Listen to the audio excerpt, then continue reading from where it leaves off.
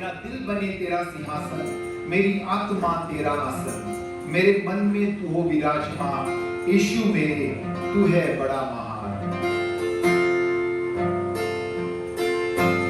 मेरा दिल बने तेरा सिंहासन, मेरी आत्मा तेरा आसन, मेरा दिल बने तेरा सिंहासन, मेरी आत्मा तेरा आसन, मेरे मन में तू हो विराजमान, यीशु मेरे तू है बड़ा महान।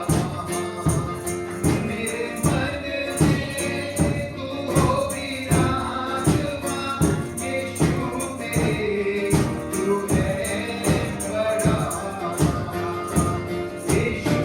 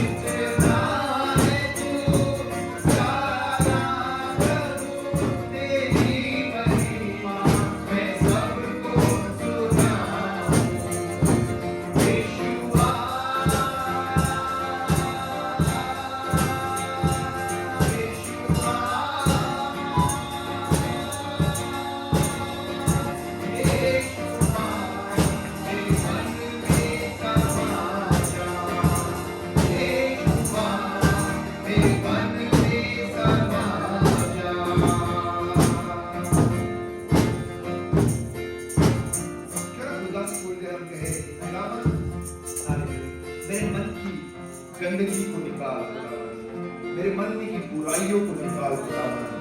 और प्यारे खुदा हम प्रार्थना करते हैं, मेरे मन को प्रभु यीशु तेरे समान और तेरे लिए योग्य बना। हालेलुया।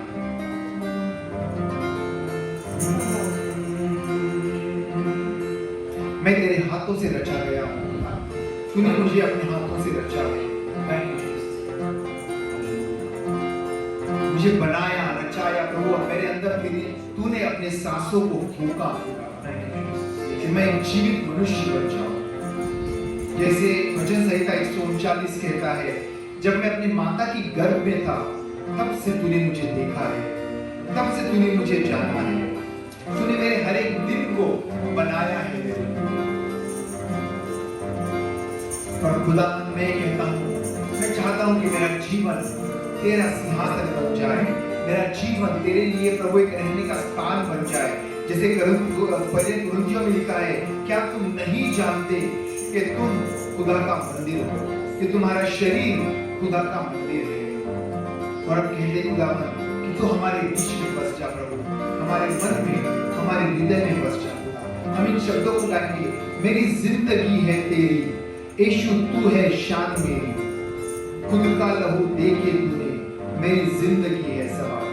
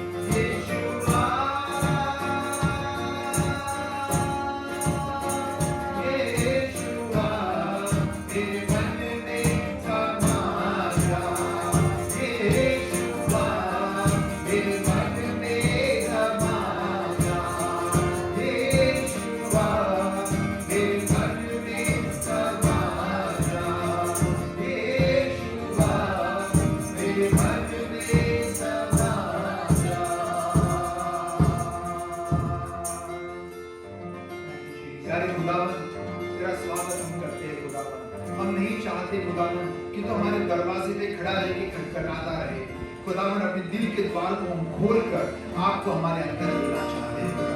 हम जानते हैं खुदा हमारे भीतर हो, पर प्रार्थना करते हैं खुदा मेरे मन को, मेरे शरीर को प्रभु तेरा मंदिर तू बना दे खुदा। मेरे मन को, मेरे शरीर को प्रभु तू तेरा सिंहासन, तेरा आसन बना दे खुदा।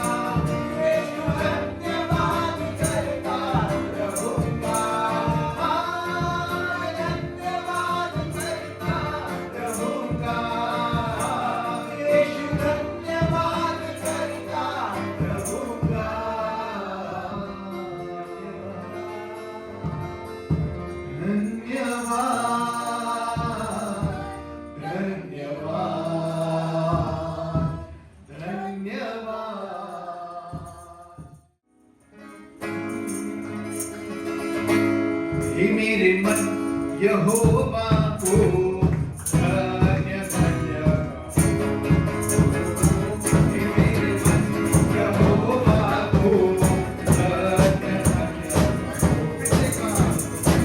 हे मेरे मन यहोवा को धन्य धन्य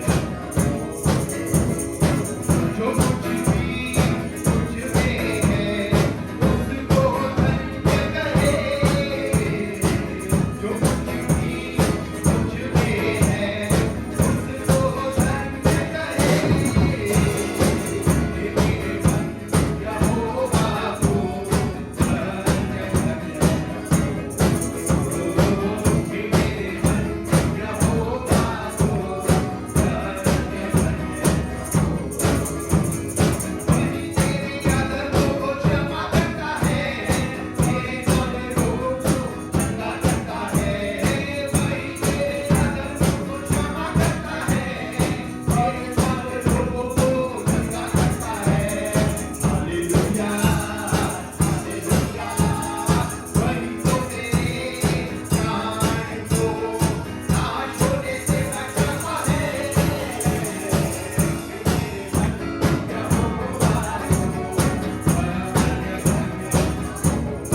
हे मेरे मन यहोवा को धन्य धन्य सत्यानाश के गड्ढे से मुझे निकाला गलत की से मुझे उबारा सत्यानाश के गड्ढे से मुझे निकाला गलत की से मुझे उबारा हालेलुया हालेलुया तेरे पैरों को भेद दिया है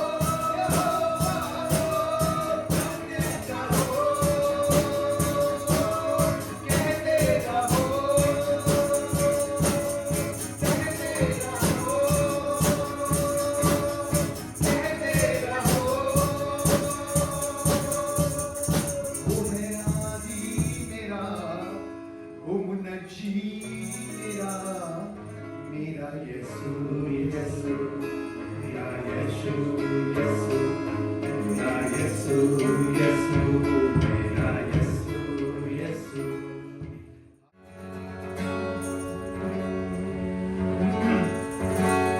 कफारा मेरा तू ही है, सहारा मेरा तू ही है, कफारा मेरा तू ही है, सहारा मेरा तू ही है।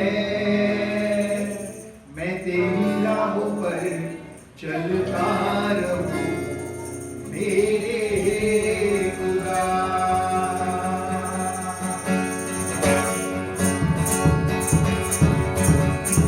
कफारा मेरा तू ही है, सहारा मेरा तू ही है, कफारा मेरा तू ही है, सहारा मेरा तू ही है।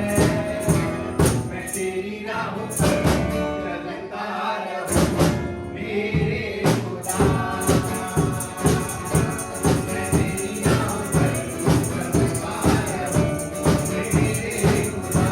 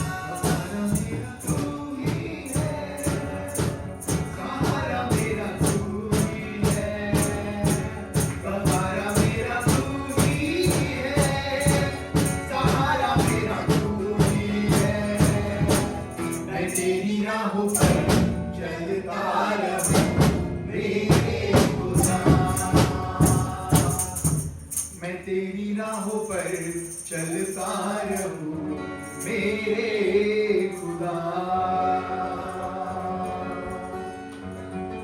सब मिलके गाएं पंक्तियों को। तू मेरा छुटकारा है खुदा। You are my deliverance. You are my redemption. Yes. तू मेरा छुटकारा, तू मेरा कफारा है। क्यों ना सब मिलके उन पंक्तियों का गाएं। कफारा मेरा तू ही है, सहारा मेरा तू ही है, कफारा मेरा तू ही है, सहारा मेरा तू ही है। मैं तेरी राहों पर चलता रहूं मेरे खुदा। मैं तेरी राहों पर चलता रहूं मेरे खुदा। यीशु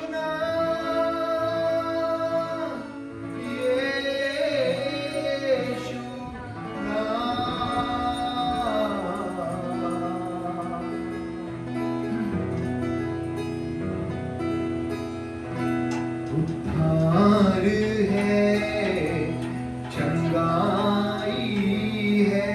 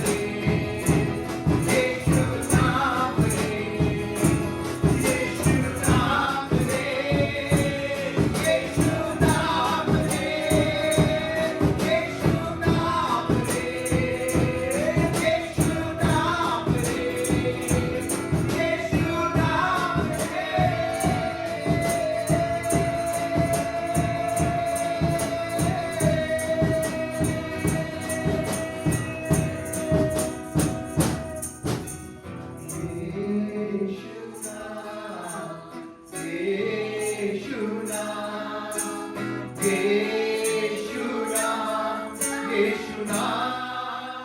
गाओ। प्रभु की महिमा हो, उसकी स्तुति, उसकी बड़ाई हो कि उसने हम सबों को ये मौका दिया कि उसके भवन में आ सकें, वचन से कुछ चीज़ें सुन सकें और विश्वास कर सकें और अपने जीवन में लागू कर सकें। आज का ये बहुत ही बढ़िया दिन है हमारे लिए, आप सबके लिए। अभी हम लोग गाना गा रहे थे, हे मेरे मन यहोवा को धन्य कहो। हे मेरे मन यहोवा को धन्य कहो। एक समय था कि मूसा ने, जब परमेश्वर ने उससे कहा कि जा और मेरे लोगों को मिस्र देश से छुड़ा, ये बड़ी एक अनहोनी बात थी उसके लिए। मैं कैसे जाऊंगा, छुड़ाऊंगा? मैं क्या कर सकता हूँ? मैं कुछ नहीं कर सकता। मैं बोलने में भद्दा हूँ। पर आज आपको बताएंगे कि मूसा ने गाना गाया है। वो तो कह रहा था मैं भद्दा हूँ बोलने में, मूसा ने जब परमेश्वर उसको कन्विंस करने लगा, बताने लगा मैं तेरे साथ हूँ, उसको लाठी भी थमा दिया, उसको सारी चीज़ें इख्तियार दे दिया। पर वही मूसा जो है कई बार खुदा को इनकार किया कि मैं तेरे योग्य नहीं हूँ, तो किसी और को लेके जा। पर खुदा ने उसी को खड़ा रखा और उसको ले करके गया। और ये बड़ी अच्छी बात है कि मूसा गया, लाठी लेके गया, पर डरता डरता गया होगा, है ना। उसको उसकी सामर्थ्य उस समय समझ में नहीं आई थी और वो उस लाठी को लेके वहाँ गया और उसने कई एक काम किए। 10 अजूबे काम थे जो परमेश्वर चाहता तो वो 1 सेकंड में इजरायलियों को वहाँ से निकाल देता। पर मैं आपको ये बताना चाहता हूँ, उसने 10 परेशानियाँ मिस्र देश में लेकर आया। वो 10 परेशानियाँ जब यीशु मसीह आने वाला होगा उस समय वो 10 परेशानियाँ फिर से एक बार जो है पूरी होंगी। अब मूसा इस बात को समझ नहीं सका, पर जब वो कलाम में लिखा है, हम सब इस बात को जानते हैं कि जब परमेश्वर ने इनको निकालना चाहा, वो जाके समुंदर के सामने खड़ा हो गया। मैं इस सिचुएशन को समझ रहा था कि उसका ईमान कितना मजबूत था। डगमगाया होगा, थोड़ा शक भी पैदा हुआ होगा, थोड़ा ये कि हम कैसे करेंगे, क्या करेंगे, जब तक परमेश्वर ने उसे नहीं कहा कि तू इस लाठी को समुंदर में डाल। और मैं आपको ये बताना चाहता हूँ, जब तक परमेश्वर नहीं कहता है तब तक वो काम नहीं होता है। मूसा की लाठी में दम तो था, लेकिन वो परमेश्वर के कहने के अनुसार होता था। और मूसा जरूर उस समय घबराया होगा, लेकिन जब परमेश्वर ने उससे कहा लाठी को समुंदर में डाल, और समुंदर 2 भाग हो गया और सारे लोग उसके निकल के चले गए। जब लोग कंप्लेन करने लगे कि हम तो वहाँ भूखों नहीं मरते थे, हमें तो खाने को मिलता था, हमें सब कुछ था, तब मूसा घबरा गया कि अब मैं क्या करूं। पर परमेश्वर ने कहा कि मैं इन्हें मन्ना खिलाऊंगा। परमेश्वर ने कहा कि मैं इनको बटेरे खिलाऊंगा, है ना। मूसा के इख्तियार में नहीं था, पर मूसा देखने लगा कि क्या ये वही परमेश्वर है जिसको मैं काम करने के लिए नकार रहा था कि मैं काम नहीं करूंगा, मैं जाऊंगा नहीं।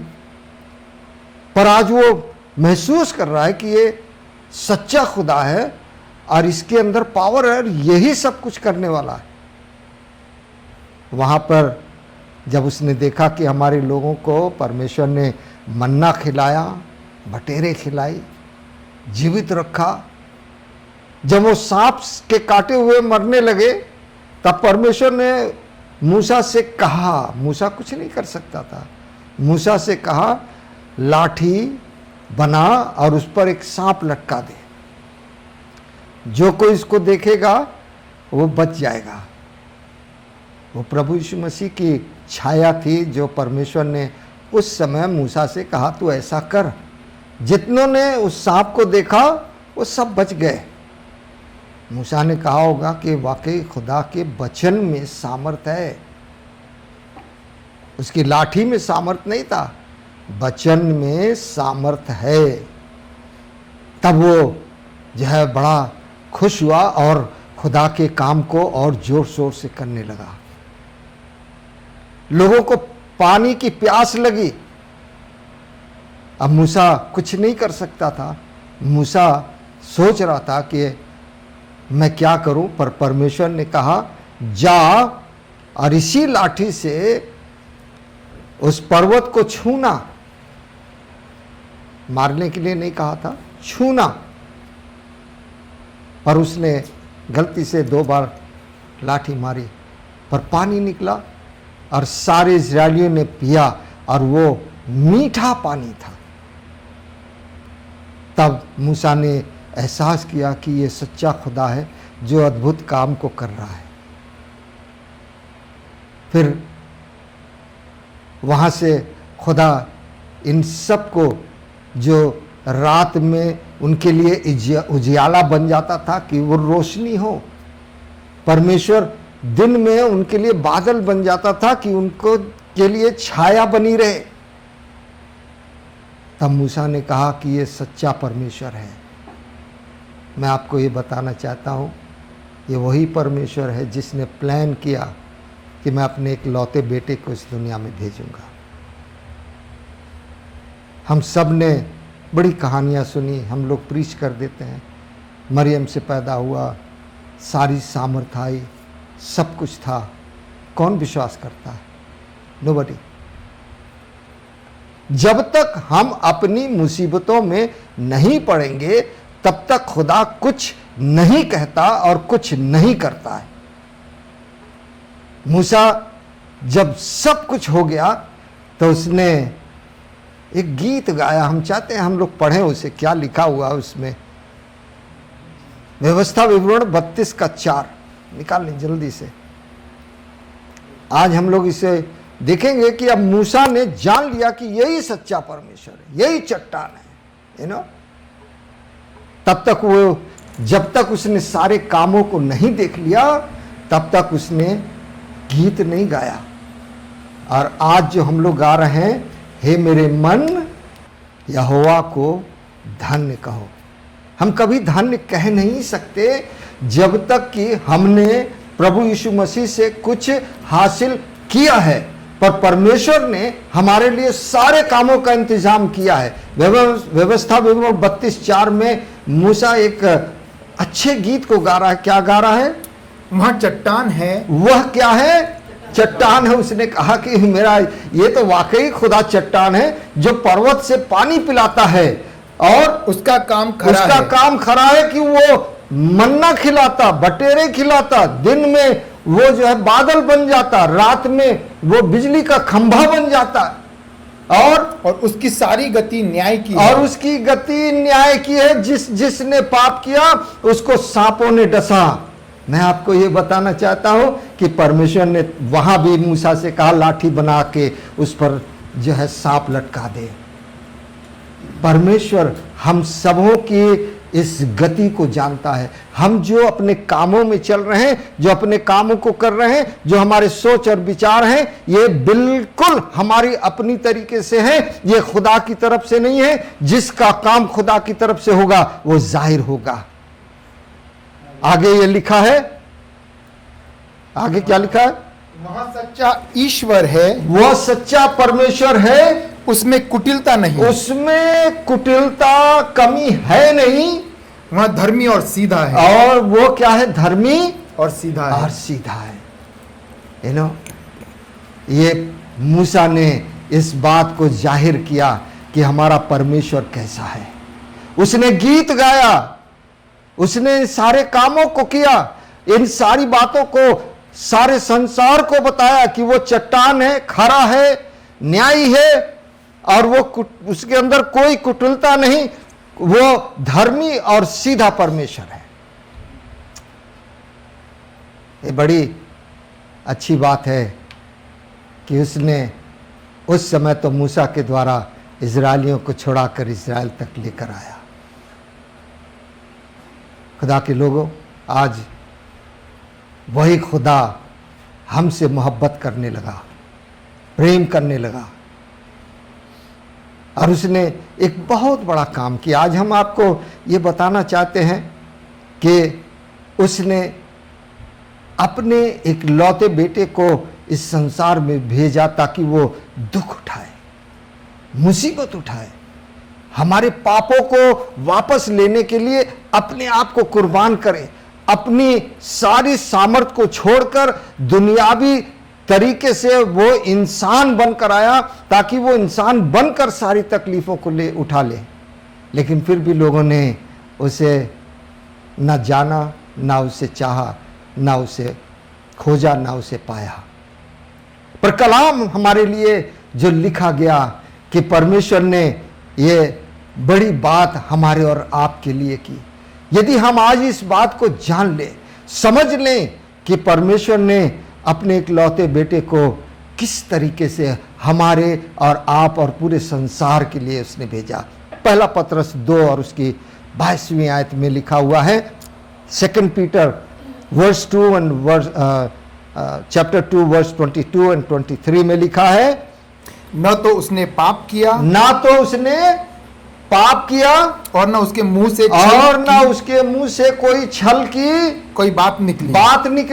वह गाली सुनकर गाली नहीं देता था, वो गाली सुनकर गाली नहीं देता था, और दुख उठाकर किसी को भी धमकी नहीं देता और था, दुख उठाकर किसी को धमकी नहीं देता था, पर अपने आप को सच्चे न्यायी के हाथ में पर सौंपता अपने था। आप को सच्चे न्याय के हाथ में, पिता के हाथ में सौंपता था। आज पूरे संसार में यही काम हो रहा है। गालियां देते हैं, लोगों को मुसीबत में डालते हैं, लोगों के लिए जो है वो गलत न्याय करते हैं, क्योंकि उनके पास पावर है तो इस दुनिया में रह के वो सारे कामों को करते हैं। ये भूल जाते हैं कि उनके ऊपर वही खुदा है जिसने अपने एक लौते बेटे को इस संसार में भेजा ताकि लोग इस बात को जान लें कि ना उसने कोई पाप किया था, ना उसके मुंह से कोई छल की बात निकली थी, ना वो गाली देता था और दुख उठाकर सह भी लेता था। पर आज कौन सहता है इस बात को? कोई नहीं, कोई नहीं। पर मैं आपको ये बताना चाहता हूं, ये वही परमेश्वर है जिसने मूसा को सारी चीजों को उसको ज्ञात कराया, उसको दिखाया, उसको समझाया, उसको बताया, और अंत में वही मूसा इस बात को जानकर कि वो चट्टान है, खरा है, उसकी न्याय जो है गति की है, उसमें कोई कुटिलता नहीं। परमेश्वर ने अपने एक लौते बेटे को भेजा जिसके अंदर कोई कुटिलता नहीं थी। वो मांगता नहीं था, देता था। आज भी वो देता है, लेता नहीं है हमसे कुछ। हमें कहीं उसको कुछ देने की आवश्यकता नहीं है। पर ये कलाम जो आज हमारे और आपके लिए है, हम इस बात को जाने कि प्रभु यीशु मसीह ने हमारे और आपके लिए इस दुनिया में क्यों आया, कैसे आया और किस लिए आया। जैसे उस समय परमेश्वर ने मूसा को सारी चीजें दिखाई, आज वो अपने बेटे के द्वारा हम सबों के लिए अपने आप को कुर्बानी के लिए उस दुनिया में इंसान बनकर आया। लिखा हुआ है 2 कुरिन्थियों के 5, 2 कुरिन्थियों, ये प्रभु यीशु मसीह के न्याय आसन की बात है, जो न्याय होगा।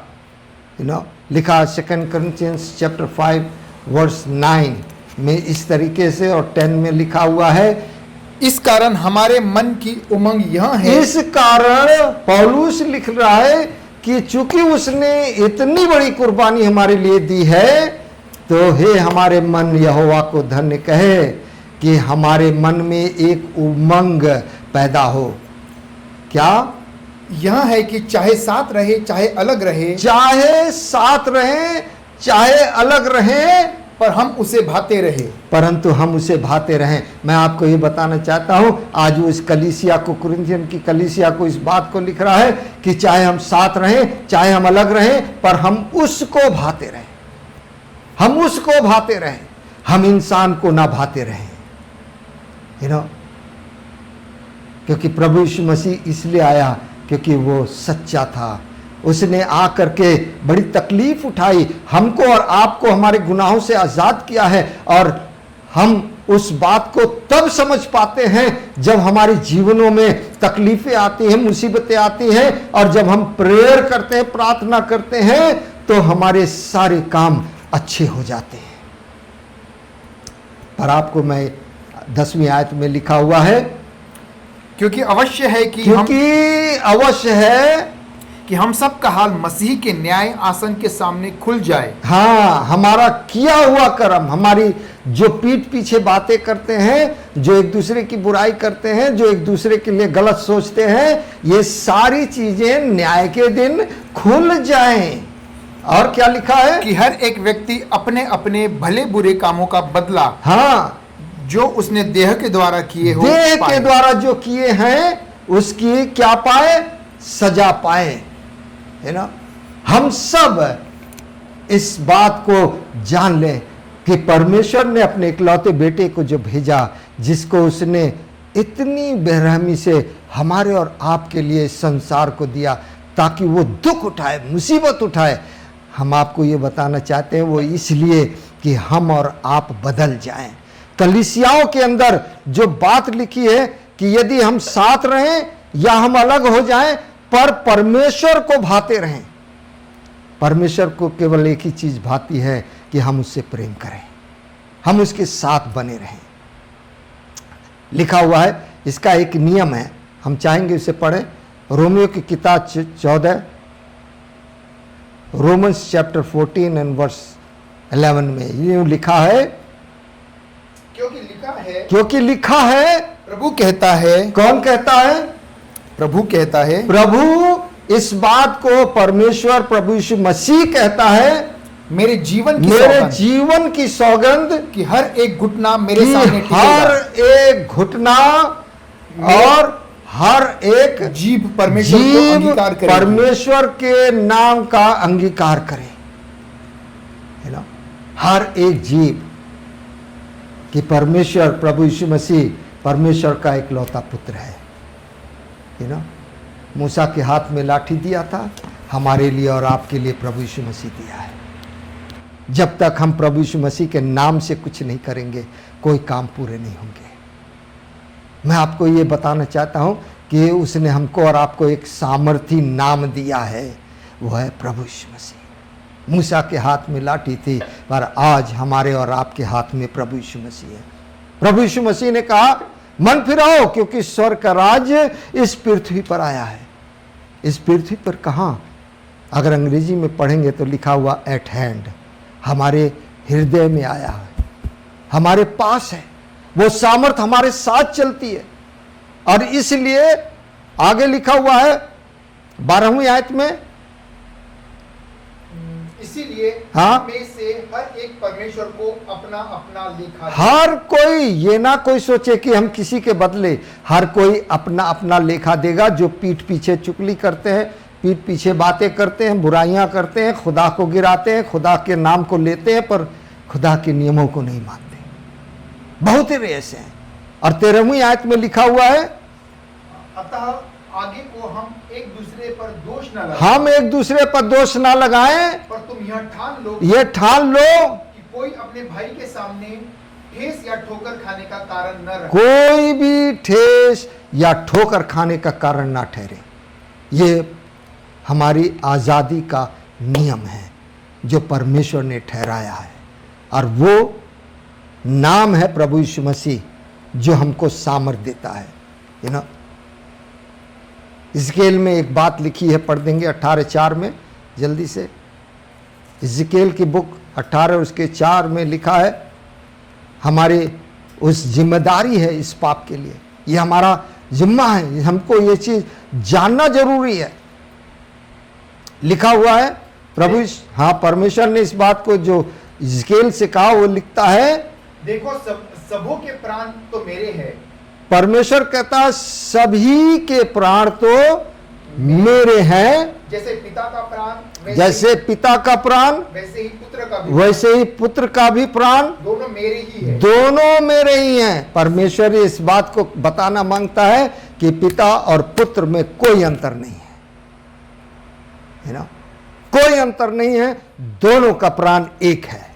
जब दोनों का प्राण एक है, दोनों का न्याय भी एक होगा, क्योंकि पिता ने जगत से ऐसा प्रेम किया कि उसने अपना इकलौता पुत्र दिया ताकि जो कोई इस पर ईमान लाए वो नाश ना हो परंतु अनंत जीवन पाए।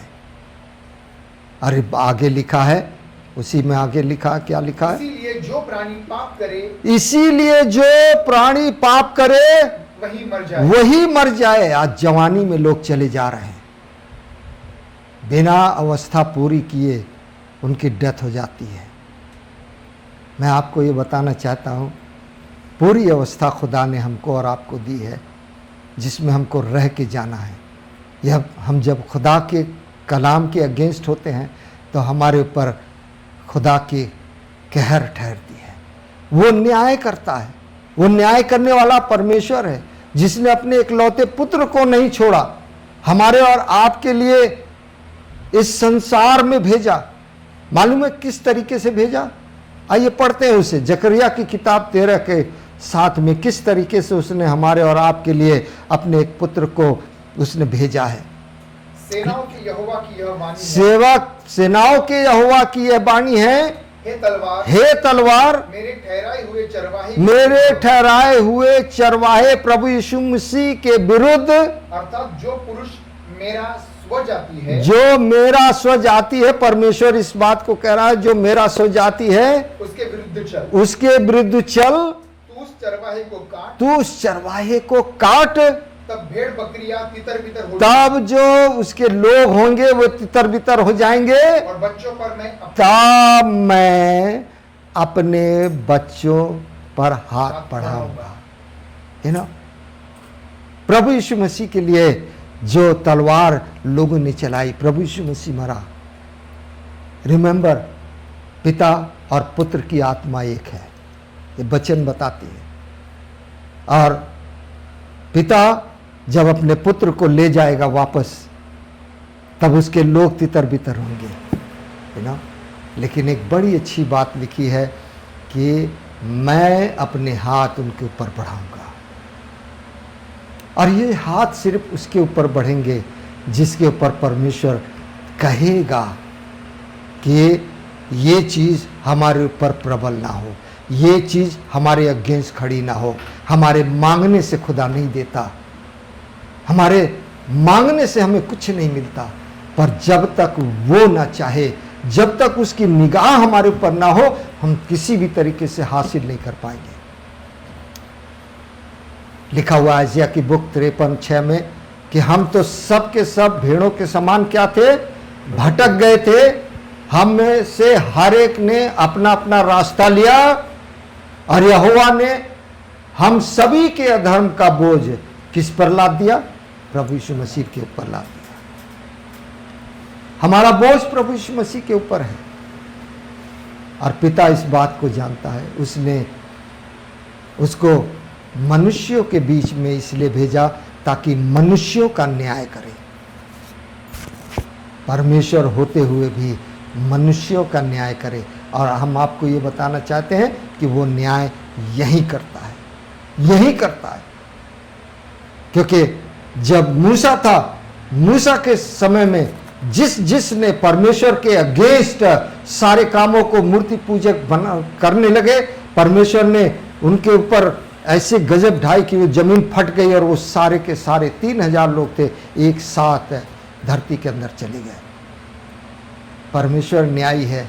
आज भी वो पहाड़ गिरा है, पहाड़ियों को गिरा रहा है, उन जगहों को गिरा रहा है जो उसकी नहीं है, उस चीज़ को तबाह कर रहा है जो उसकी नहीं है, और ख़ास करके पहाड़ों पर, है ना। क्योंकि शैतान ने कहा था कि तू इस पहाड़ पर रहता है तो मैं भी तुझसे ऊंचा पहाड़ बनाऊंगा। आज शैतान ने उन पहाड़ों पर अपने जगह बना रखी है जहाँ लोग उसकी उपासना करने जाते हैं। उनको ये नहीं मालूम कि हम क्या कर रहे हैं, पर प्रभु को मालूम है, इसलिए परमेश्वर उन पहाड़ों को गिरा रहा है, उन चीज़ों को नष्ट कर रहा है, और ये उसका न्याय है जो वो इस धरती पर कर रहा है। भजन संहिता के 85 और उसके 9 और 10 आयत में पढ़ेंगे। बहुत अच्छी चीज़ है जो मैं 2 आयतें आपके सामने रखना चाहता हूँ। भजन संहिता 85 एंड वर्स 9 में लिखा हुआ है, निश्चय उसके डरवैयों के उद्धार का समय निकट है। निश्चय, निश्चय, गारंटीड, उसके डरवैयों का क्या है? उद्धार का समय निकट है। तब हमारे देश में महिमा का निवास होगा। तब हमारे देश में जहां हम रहते हैं, जहां हम रहते हैं इस देश में, तब महिमा का निवास होगा। करुणा और सच्चाई आपस में मिल गई है। करुणा और सच्चाई आपस में मिल गई है। धर्म और मेल ने आपस में चुंबन किया है। भाई गलत है, धर्म कभी चुंबन नहीं कर सकता। कई धर्म है, ये गलत लिखा हुआ है। अगर इंग्लिश में पढ़ेंगे तो लिखा हुआ है love and faithfulness meet together, righteousness and peace, righteousness and peace kiss each other.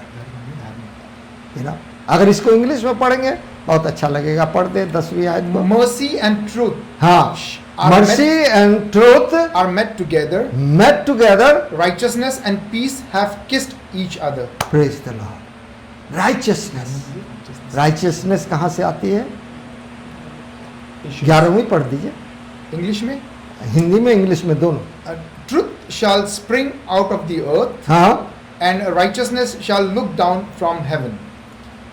Who will look down from heaven? Righteousness. Righteousness. धार्मिकता स्वर्ग से नीचे देखेगा कि इनके अंदर अब सच्चाई है कि नहीं। सच्चाई क्या है? प्रभु यीशु मसीह ने कहा सत्य और मार्ग और जीवन मैं ही हूँ, बिना मेरे कोई भी पिता के पास नहीं पहुँच सकता।